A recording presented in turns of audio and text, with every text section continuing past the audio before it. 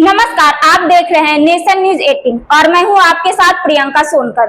मुरादनगर में बीते 2 दिन पहले हुई गांधी कॉलोनी की अशोका हैंडलूम फैक्ट्री में 30 साल के मजदूर मैनुद्दीन की मौत का मामला शांत होने का नाम ही नहीं ले रहा।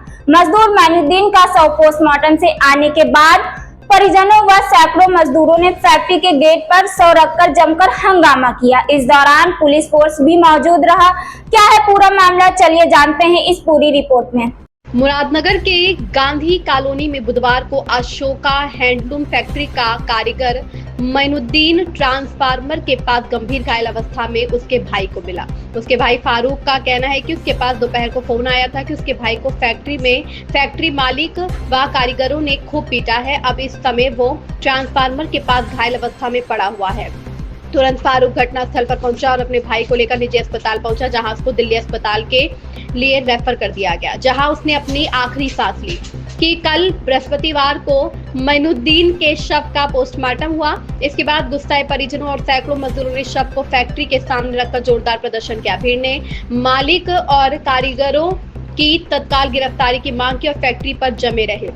माहौल इतना गर्म था कि भारी पुलिस फोर्स को तैनात करना पड़ा। काफी मशक्कत के बाद पुलिस और मजदूर यूनियन लीडर निजाम चौधरी ने परिजनों और मजदूरों को समझा बुझाकर मामला शांत किया। निजाम चौधरी ने कहा, यह हादसा है या सुनियोजित कत्ल, यह तो पीएम रिपोर्ट के बाद ही पता चलेगा, जिसमें हम इंसाफ के लिए आखिरी सांस तक मजदूरों के साथ खड़े रहेंगे। पुलिस ने पोस्टमार्टम रिपोर्ट की पुष्टि होने के बाद सख्त कार्रवाई का आश्वासन दिया है, जिसके बाद मृतक के परिजन व सैकड़ों मजदूरों ने 3 दिन बाद का समय लेकर हंगामा बंद कर दिया। बाकी पुलिस की जांच पड़ताल जारी है। गाजियाबाद से अबशार उल हक की रिपोर्ट। निजाम साहब, जिस तरीके से मुरादनगर में एक मजदूर की मौत का मामला आया है, उसको हत्या और साजिश भी बताई जा रही है, किस तरह का मामला है, थोड़ा इस बारे में बताएंगे आप? मामला मेरे रात संज्ञान में आया था। ऐसे एक फैक्ट्री में एक मजदूर की हत्या कर दी, लेकिन जब दोनों पक्षों को सुना तो संभवतः ये प्रतीत लग रहा है जैसे ये हादसा और उसके साथ के काम करने वाले बता रहे हैं। दीगर लोगों ने यह बताया कि उसने ट्रांसफार्मर को जाके हाथ मारा। अब परिवार का ये कहना है कि उसकी हत्या की गई। जो साथ में मजदूर जो उसकी फैक्ट्री में काम कर रहे थे, उनका ये कहना है कि वहाँ से उसको भेज दिया गया था। वहाँ कोई मारपीट नहीं हुई, फैक्ट्री में कोई ब्लड का निशान नहीं। अगर मारा पीटा होता तो ब्लड के निशान फैक्ट्री में होते। बहरहाल ये सारी चीज़ें आरोप दोनों एक दूसरे को लगा रहे हैं, लेकिन पुलिस की थ्योरी जो है वो पोस्टमार्टम पे काम करेगी। पोस्टमार्टम आ जाएगा तो ये चीज़ें क्लियर हो जाएंगी कि वो मरा है या मारा है। तो जिस तरीके से बताया गया, परिवार वालों ने कहा है कि उसके साथ मार पिटाई हुई है। पिटाई होने के बाद वो अनकॉन्शियस हो गया, जिसकी वजह से ट्रांसफार्मर पे उसका लगा है, हाथ लगा है, क्या चीज़ रही? तो मार पिटाई की बात सत्य है पाई गई या नहीं? हाँ, मार पिटाई हुई है, लेकिन मार पिटाई इस हद तक नहीं हुई है कि उसके सर में डंडा मारा गया हो या उसको जो है चोट हुई। परिवार का ये कहना है कि उसके दाव मारा गया लोहे का, उसका हाथ फटा है। लेकिन वहीं दूसरे लोग ये कह रहे हैं कि ये इसने ट्रांसफार्मर पकड़ा था, जिसकी वजह से इसके हाथ में बर्स्ट हुआ। अब ये सच्चाई पोस्टमार्टम आने के बाद ही। जिस तरीके से अभी जो लास्ट सवाल है वो ये है कि जिस तरीके से यहाँ पर लोग जमा हो गए थे, शव को रख दिया फैक्ट्री के आगे, काफ़ी समझाए बुझाए के बाद आपके आने के बाद लोग समझ भी गए हैं, क्या बात रखी गई है अभी उन लोगों के लिए? तो मुरादनगर में यहाँ जितना भी तकरीबन मजदूर है, उसमें 80% मजदूर बाहर का काम करने वाला है। और आपस में यदि किसी मजदूर का मतभेद हो भी जाता है तो हत्या तक बात नहीं करती। और यहाँ जितने व्यापारी हैं या मजदूर हैं, सब आपस में प्रेम से रहते हैं, सामंजस्य बना के एक दूसरे का काम करते हैं। तो मजदूर का काम जो है बगैर लाला के नहीं हो सकता और लाला का बगैर मजदूर के नहीं हो सकता। तो सवाल ये खड़ा होता है कि वो उसकी हत्या है, परिवार जैसा कह रहा है हत्या है, तो पोस्टमार्टम में क्लियर हो जाएगी हत्या है।